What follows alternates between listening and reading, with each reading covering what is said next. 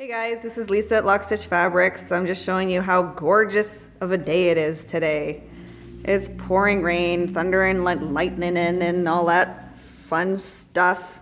But I am here, and what am I gonna do today? Well, I owe you a part 2 to the Hollyburn skirt video. So why don't I do that? Here's the skirt hanging up on the wall. And the first thing I'm gonna mention before I show you the inside is that having it hanging here after I did the hem reminded me that I should have done it before I did the hem. You can see in places like this where, because the skirt is on a slightly on the bias to get it almost a circle shape, you have to hang it first before you hem it. You have to hang it first before you hem it so that the fabric has the chance to kind of settle. It'll kind of hang and pull downwards, and that way you know for sure when you hem it after it's already settled on the bias like that, that the hem won't go all uneven. So this part here, it kind of warped. I think what happened was where I hand stitched it, I may have done a couple stitches accidentally through to the facing fabric. So you can see a very obvious pucker there. I'm gonna have to take out the hem stitches and redo that part of the hem. Very bummed. I can't believe I forgot to do that. You can see a couple other spots where the hem's kind of gotten a little warbly. So anyway, so there's the skirt hanging up nice.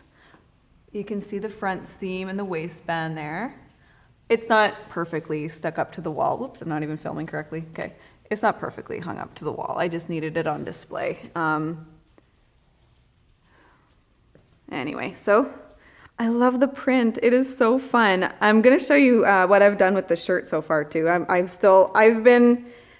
had my kids in the store a lot the last couple weeks, so I haven't had the chance to sew at the store.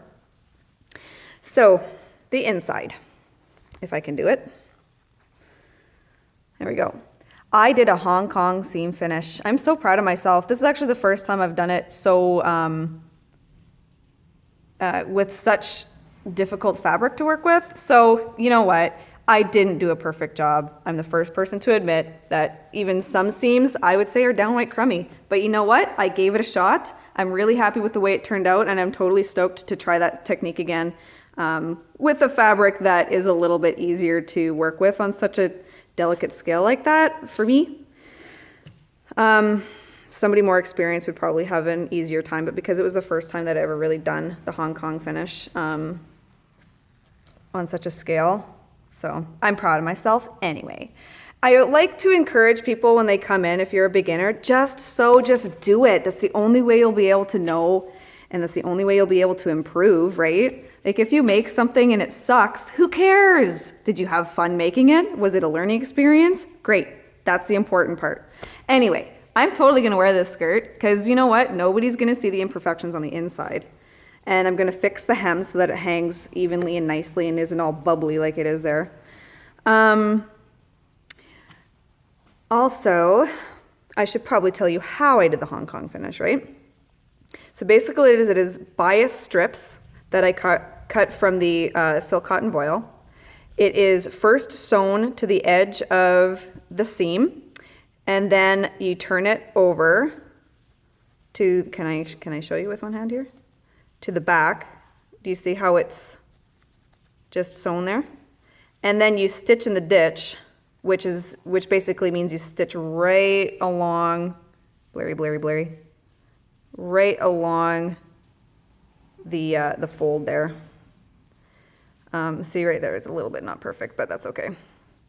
And then that holds it down and it keeps the edge of the facing fabric from fraying. Was it a little bit excessive? Yeah, but I wanted to give it a shot, so who cares? So that's the inside of that.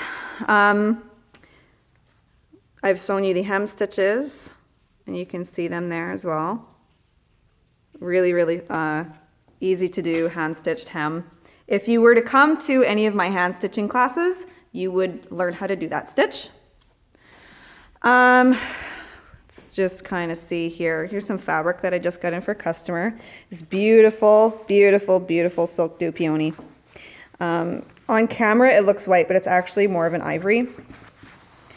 And I love how this stuff feels.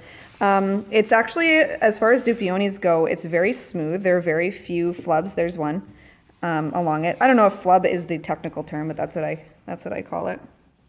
And it wants to be just manipulated with lots of creasing, and it takes a crease really, really well. I have samples for this, and I posted the pictures on the Instagram yesterday of all the different samples I could bring in. I would love to bring more of this in, so if you have any excuse for an evening dress or anything out of this stuff, I would love to bring more in. So here we go. Here's some mess. Here's some fabric. Yeah, I need to clean a little bit. Shirt I hung up on the wall. It's not quite done. I decided to hang it anyway because, to illustrate the fact, here's a little sewing tip for you. I'll read it. Pressed for time, knits like jersey don't need to be finished. They don't fray. Hemming isn't mandatory. Because the fabric has a tendency to curl, this effect can be utilized as a design element. Have fun with it. It's true. I'm sure you've probably bought shirts or skirts. I have a skirt at home where there's like a row of just strips of jersey sewn to the bottom where they're not finished and they just curl and it looks really cute. Same with the top here. I didn't finish that, but I put it up anyway. And again, like this collar here, not totally perfect. Don't care. I'm gonna wear it anyway. I'm not too experienced doing the V here. We did a class a little while ago and we made a V-neck kids t-shirt, and that was actually kind of an excuse for me to get more practice in before the class. And actually the students in the class, they did it for their first time and they did a really, really good job. So it's not that difficult of a technique, it's kind of fiddly sometimes, especially with a fabric like this that's kind of slippery. But I'm pretty proud of myself. That's probably the best V I've done so far.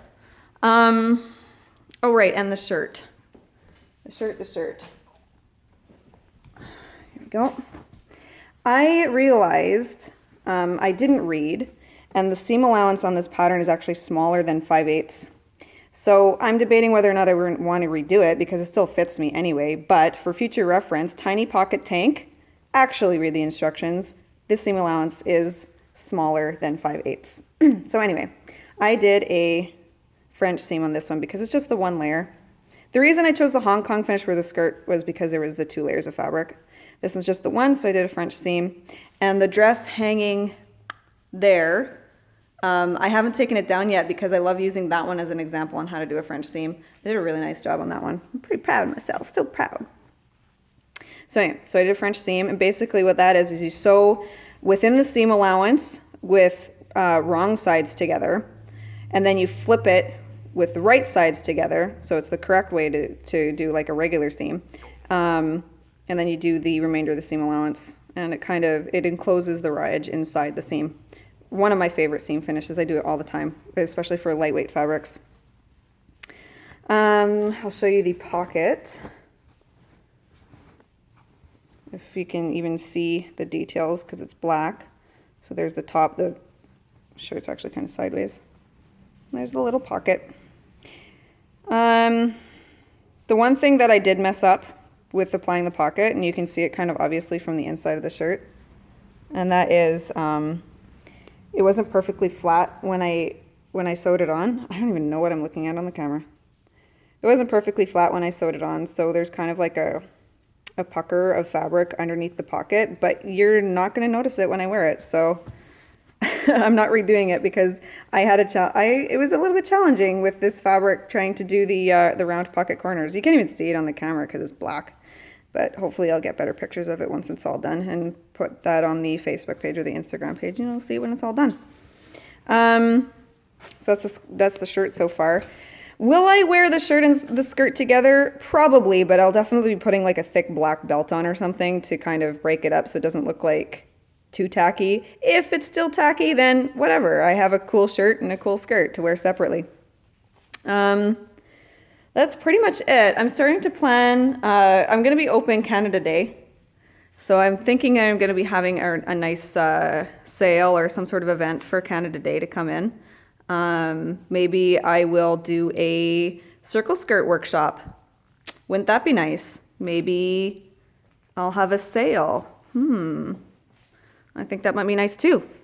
So I hope you guys come by. Canada Day, I'm open 11 to 4. Today, it's rainy, but I would still love it if you came in. And yeah, see you guys later. I think this is long enough. Thanks for tuning in, or whatever. Bye-bye.